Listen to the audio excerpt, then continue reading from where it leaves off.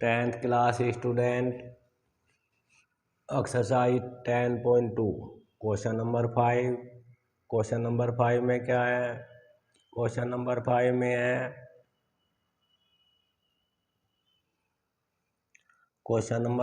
है सिद्ध करना है या सिद्ध कीजिए कि स्पर्श रेखा के स्पर्श बिंदु से खींचा गया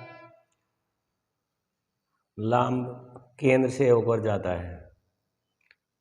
तो ज्ञात में क्या लिखेंगे या गिवन ज्ञात है ओ वर्त का केंद्र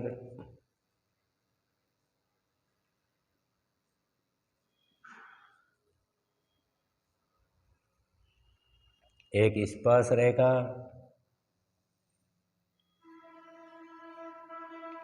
AB स्पर्श रेखा वर्त को बिंदु P पे स्पर्श करती है। स्पर्श रेखा या टेंजेंट लाइन ABP और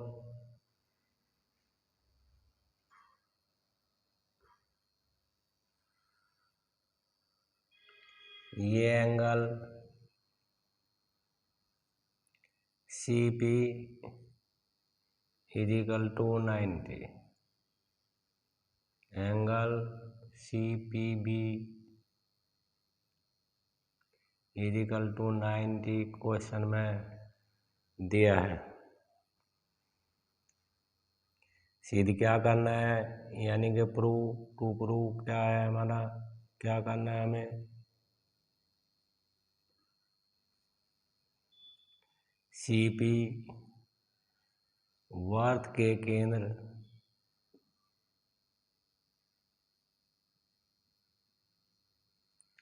O से होकर जाता है।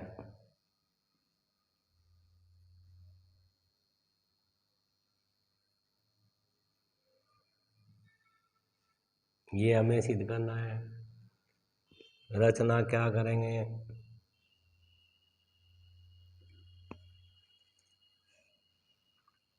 O से P को ज्वाइन करेंगे।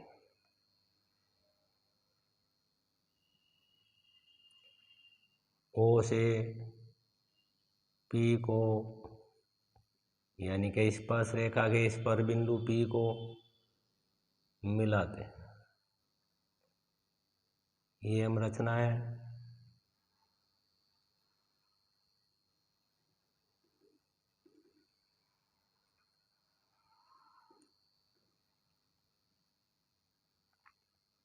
माना यह वर्त यानी कि वर्त या CP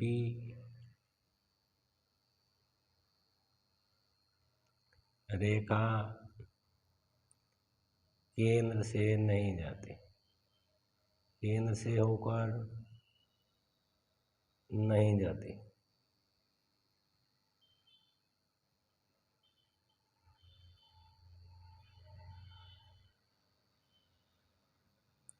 उपपत्ति में क्या लिखेंगे? उपपत्ति हो जाएगी हमारी एंगल CPB = 90। ये हमें ज्ञात है यानी कि गिवन है क्वेश्चन में।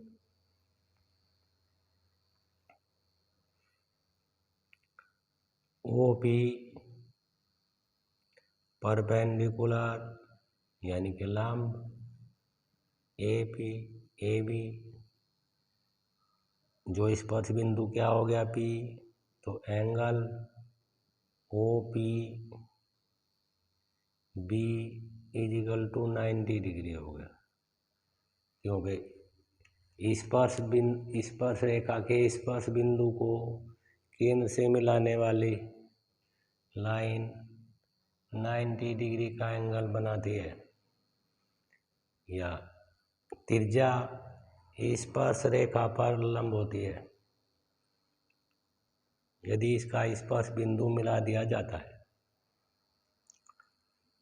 तो एंगल सी पी बी की भी वैल्यू 90 है और एंगल ओ पी बी की भी वैल्यू 90 है।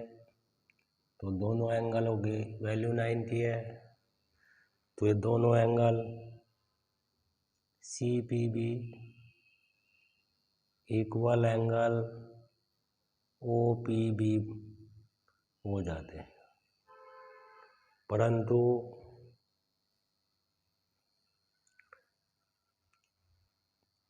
सी पी बी भी 90 का है और ओ पी भी 90 का। तो एक पॉइंट पे एक बिंदु P पर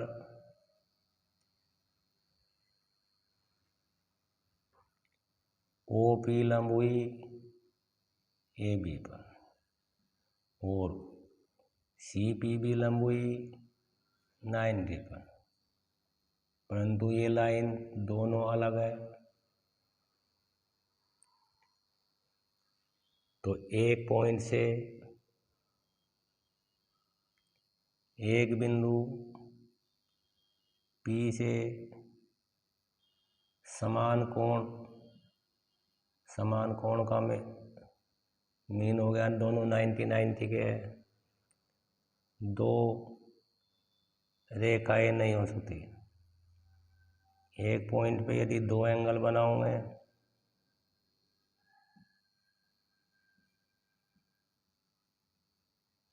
यदि एक पॉइंट पे तुम दो सेम मेजर के एंगल बनाओगे तो दोनों की रेखा एक ही होगी।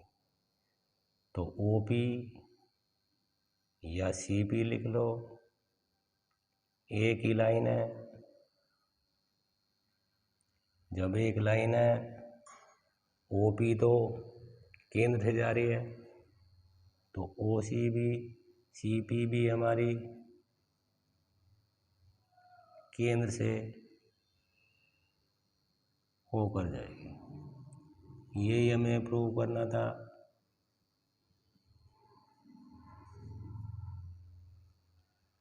क्वेश्चन नंबर 5 इस प्रकार कंप्लीट हो जाता है। क्वेश्चन नंबर 3, क्वेश्चन नंबर 5 के बाद में 7 में क्या है? 7 में दो सकेंद्रीय सर्कल, मतलब एक पॉइंट को मानकर दो सर्कल अलग अलग रेडियस के खींचे जाए तो वो सेंट्रिक सेंटर कहलाता है। ये दोनों का उभयनिष्ठ सेंटर है। केंद्र O, एक की रेडियस, छोटे की रेडियस स्मॉल की 3 है और बड़े सर्कल की रेडियस 5 सेंटीमीटर। एक ऐसी कोण यानी कि जीवा जो छोटे सर्कल को टच करती है, इसकी लेंथ निकालनी है हमें।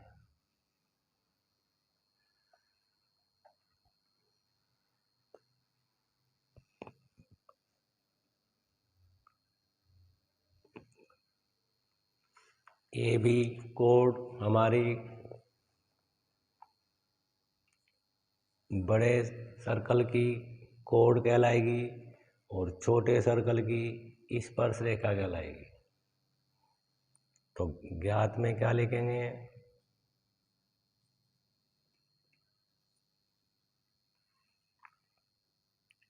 वो वर्तों का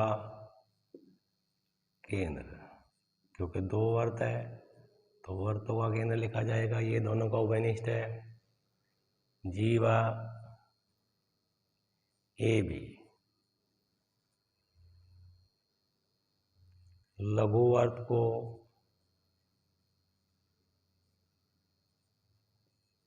P पर स्पर्श करती है।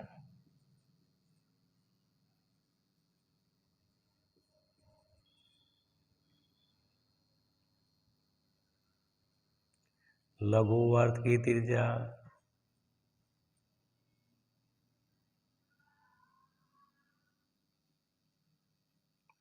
3 सेमी और दीर्घ वर्त की त्रिज्या 5 सेमी है। सिद्ध करना है या फाइंड टू फाइंड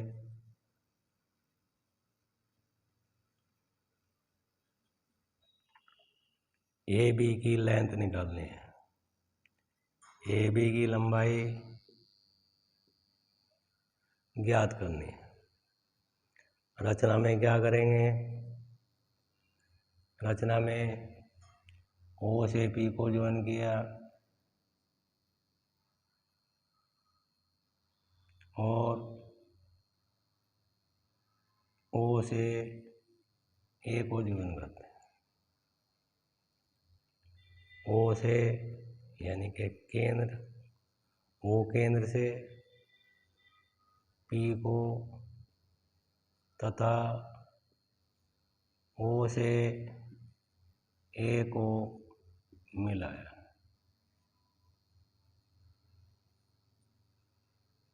उपपत्ति या हल भी लिखते हैं उपपत्ति, क्योंकि ये न्यूमेरिकल टाइप क्वेश्चन है।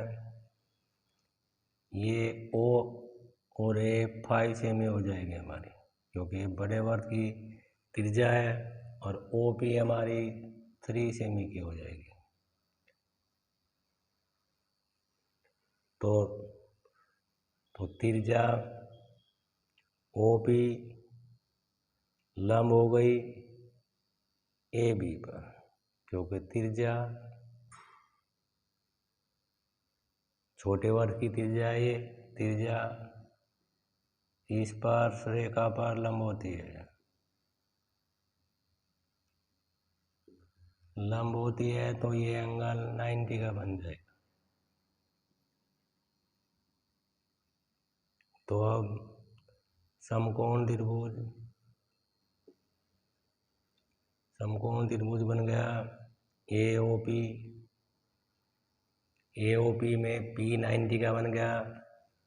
ओए त्रिज्या तो वर्त की है, परंतु ये कर्ण बन जाता है।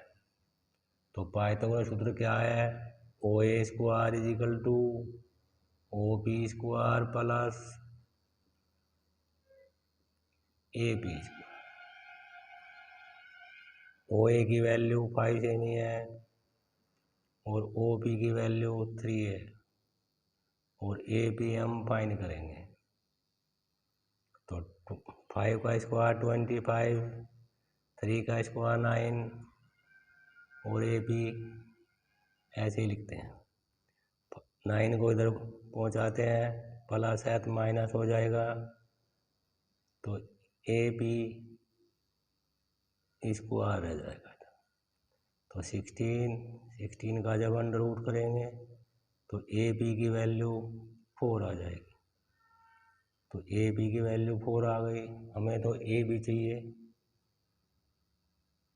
ए बी की value A P equal B P होगा, क्योंकि केंद्र से जीवा पर खींचा गया लंब जीवा को समद्विभाजित करता है, यानी कि ए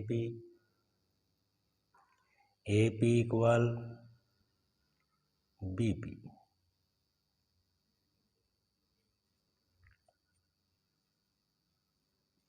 कितने की आ गई? 4 सेमी की आ जाती है। तो ए बी को A P plus B P लिखेंगे। 4 सेंटीमीटर इसकी और 4 बी पी की, तो प्लस करके क्या आ जाता है? 8 सेमी आ जाता है। तो इसकी कोण बड़े वर्त की जीवा की लंबाई 8 सेंटीमीटर आ जाती है। अब क्वेश्चन नंबर 8 में फिगर है। क्वेश्चन नंबर 8 में तो फिगर ही क्वेश्चन में दिया है। एक सर्कल के बाहर एक क्वाड्रिलेटर है, चतुर्भुज।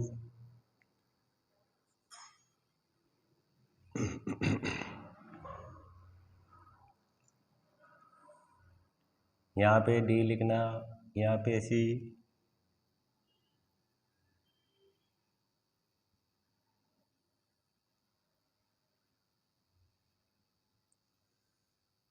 और एक सर्कल इसके अंदर।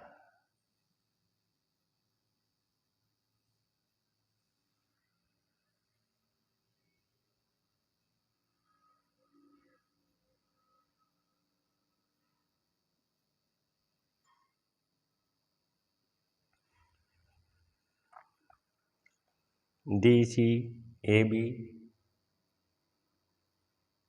ये चतुर्भुज यानी कि क्वाड्रिलेटर इस सर्कल को 4 पॉइंट पर स्पर्श कर रहा है। पहला स्पर्श पॉइंट पी है, दूसरा स्पर्श पॉइंट क्यू, थर्ड स्पर्श पॉइंट आर और एस फोर्थ पार्ट। तो गिवन में क्या लिखेंगे, quadrilateral A B C D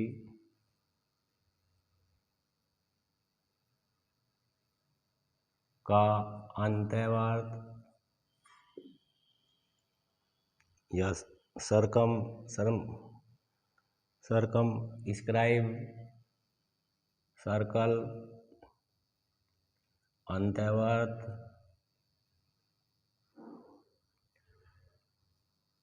A B C D को पी क्यू आर और एस बिंदु पर स्पर्श करता है।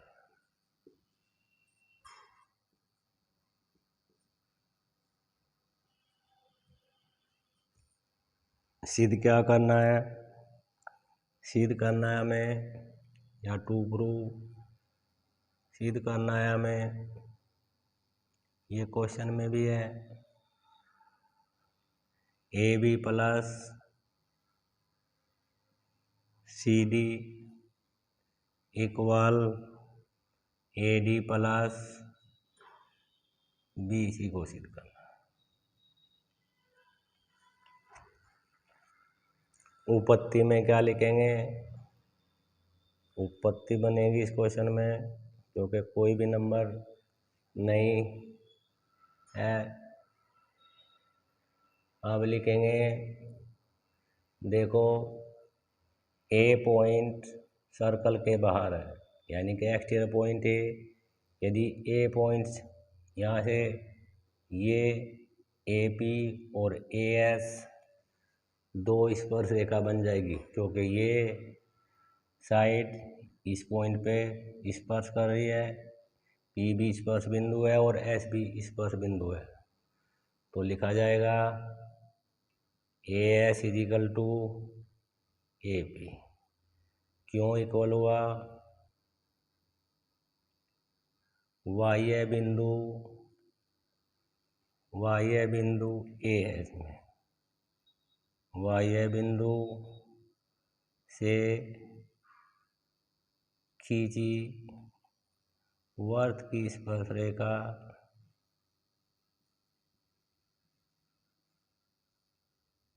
बराबर होती है। यदि किसी सर्कल के बाहर किसी एक्सटीरियर पॉइंट से टेंजेंट रेखा खींच दी जाती है तो वे आपस में इक्वल होती है, इक्वल या बराबर या समान होती है। ऐसे ही तो यहाँ लिख लेना ए बाह्य बिंदु, अब बी को बाह्य बिंदु मानते हैं, बी भी बाह्य बिंदु है, तो बाह्य बिंदु होने के कारण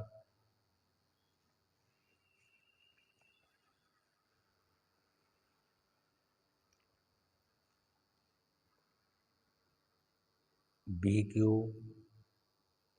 इक्वल हो जाएगी बी पी। इसमें भी यही लिखना है जो फर्स्ट में लिखा है। अब ऐसे ही सी बाह्य बिंदु हो जाएगा सी बाह्य बिंदु, सी से कौन खींची है, सी से खींची है C Q, C Q equal किसके हो जाएगी, सी आर के बन जाएगी। इसमें भी वही लिखना है, 4 बार ऐसे लिखना है। अब डी बिंदु को बाह्य करते हैं, डी बाह्य बिंदु, डी में भी ऐसे करेंगे, C D R equal D S,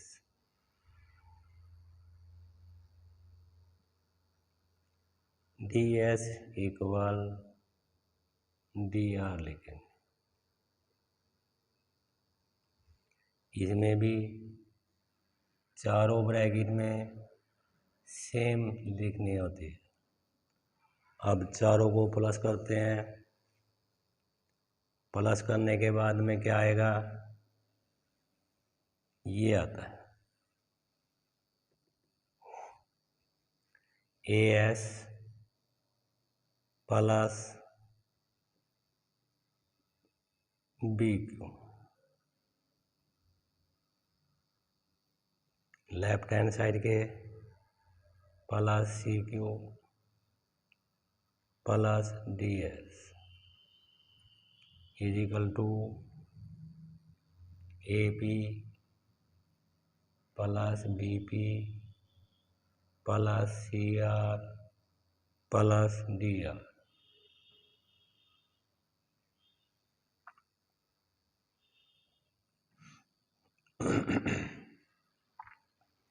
ए एस में डी एस को प्लस करके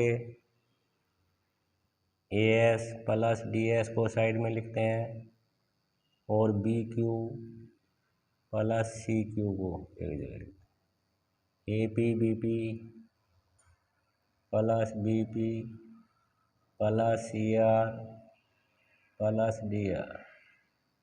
अब देखो ए एस में डी एस को प्लस करके हम इन दोनों को हम क्या लिखते हैं, इन दोनों को हम ए डी लिखते हैं।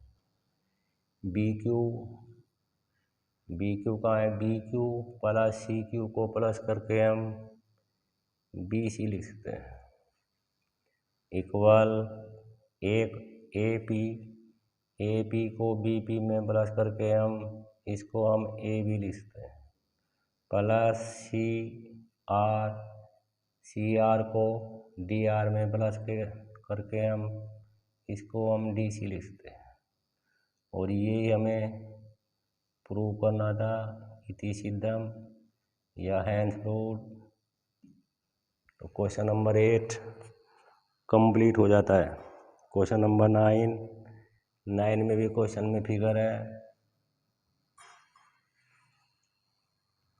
क्वेश्चन नंबर 9 में क्या है, क्वेश्चन नंबर 9 में एक फिगर है,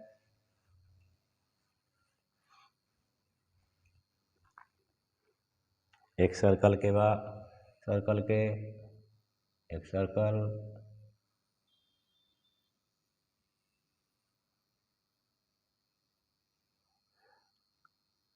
दो स्पर्श रेखा,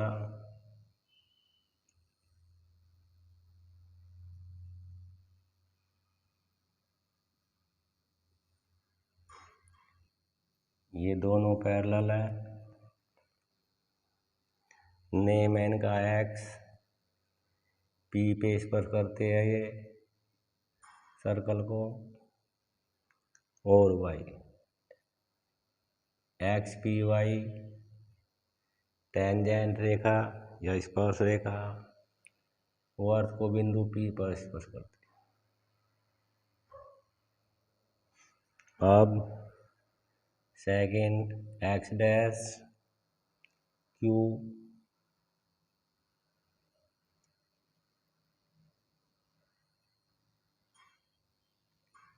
एक्स डैश वाई डैश ये दूसरी स्पर्श रेखा है जो क्यू पे स्पर्श करती है। ओ वर्त का सेंटर है, यानी कि केंद्र, और एक स्पर्श, ये दोनों पैरेलल है, जबकि ए बी तीसरी थर्ड नंबर की बी स्पर्श रेखा है, जो एक्स वाई को ए पे इंटरसेक्ट करती है और एक्स डैश वाई डैश को बी पे करती है, जबकि वर्त को ये बिंदु सी पे स्पर्श करती है। तो ज्ञात में क्या लिखेंगे? क्वेश्चन नंबर 9, ओ वर्त का केंद्र है,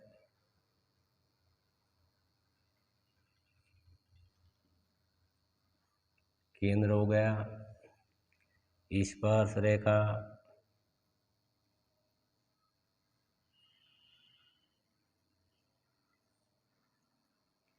क्या?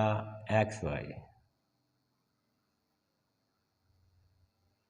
एक्स वाई वर्त को पी पर स्पर्श करते हैं।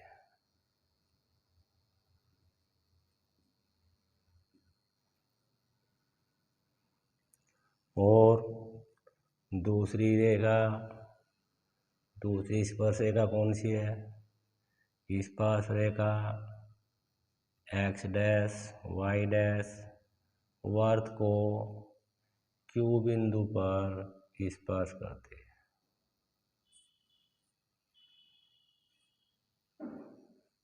ए बी स्पर्श रेखा, ए बी यानी कि स्पर्श रेखा ए बी वर्त को सी बिंदु पर स्पर्श करते हैं, और एक्स वाई को ए बिंदु पर तथा एक्स डैश वाई डैश को बी पर प्रतिच्छेद करते हैं। ये तो ज्ञात हुआ। सिद्ध क्या करना है? सिद्ध करना है कि एंगल ए ओ बी तो बना ही नहीं, ये एंगल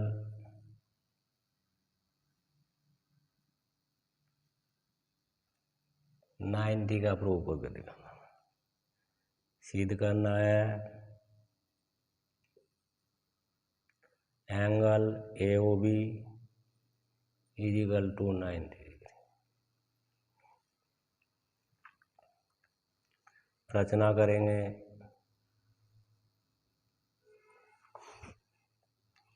ओ क्यू और ओ पी, ओ ए और ओ बी तो पहले ही क्वेश्चन में मिले हैं, तो क्या नहीं मिला है? ओ से सी को ज्वाइन करते हैं।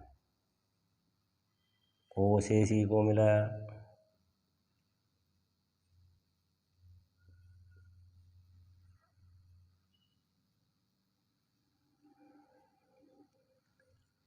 अब ये उपपत्ति लिखी जाती है। उपपत्ति कैसे लिखेंगे? हमें इसको हम एंगल 1, 2, 3 और 4 लेट कर लिया जाता है। हमें एंगल ए ओ बी का मीन एंगल 2 प्लस एंगल 3 को हमें 90 प्रूव करना है। तो उपपत्ति में क्या लिखते हैं? उपपत्ति में लिखते हैं, देखो ए पी और ए सी हमारी दो स्पर्श रेखा बन जाती है, क्योंकि स्पर्श रेखा एक्स वाई है, ये पी पे स्पर्श करती है, और ए बी सी पर स्पर्श करती है वर्त को। तो वाई ए बिंदु नहीं लिखना चाहता कोई, दोनों ट्रायंगल कोंग्रेंट किए जा सकते हैं।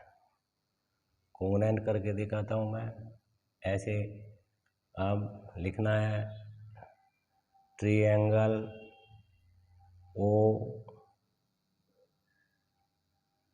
OPA तथा त्रिभुज या ट्रायंगल AOC में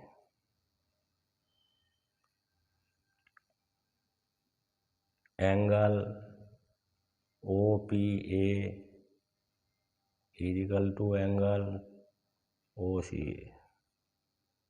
ये दोनों एंगल, ये दोनों त्रिज्याएं हैं, OP और OC त्रिज्याएं हैं। ये स्पर्श बिंदु पे ज्वाइन हो रही है तो ये 90 डिग्री का एंगल बनाएंगे इक्वल टू 90।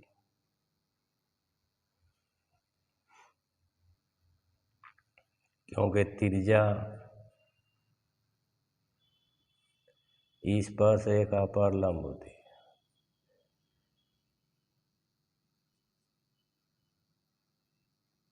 लंब में 90 डिग्री। अब एंगल 90 का हो चुका। OP इक्वल टू देखो OC, ये एक ही वर्त की त्रिज्या है। सेंटर से दोनों स्पर्श, ये दोनों एक ही वर्त की त्रिज्याएं हैं या वर्त की त्रिज्याएं। अब और क्या है, OA देखो दोनों ट्रायंगल में ओवेनिस्ट है, तो दोनों ट्रायंगल OPA कोंग्रेंट ट्रायंगल AOC हो जाते हैं। कि इस कंडीशन के अकॉर्डिंग हो जाते हैं, RHS से हो जाते हैं क्योंकि 90 का एंगल है, दो साइड है और OA हाइपोटेन्यूज है। कोंग्रेंट होने के बाद में angle 1 equal to angle 2 by CPCT से हो जाते हैं। इसी प्रकार हम या सिमिलरली इसी प्रकार त्रिभुज OCB और त्रिभुज OQB में सिद्ध किया जा सकता है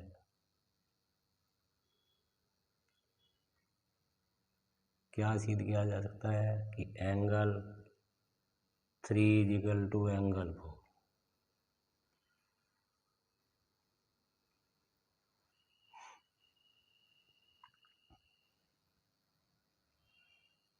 तो 1 इक्वल टू 2 के हो गया और 3 इक्वल टू 4 के हो जाता है। ये भी 90 है इस पर, ये भी 90, ये भी 90, तो ये सीधी एक स्ट्रेट लाइन बन जाएगी यानी कि व्यास बन जाएगी। तो एंगल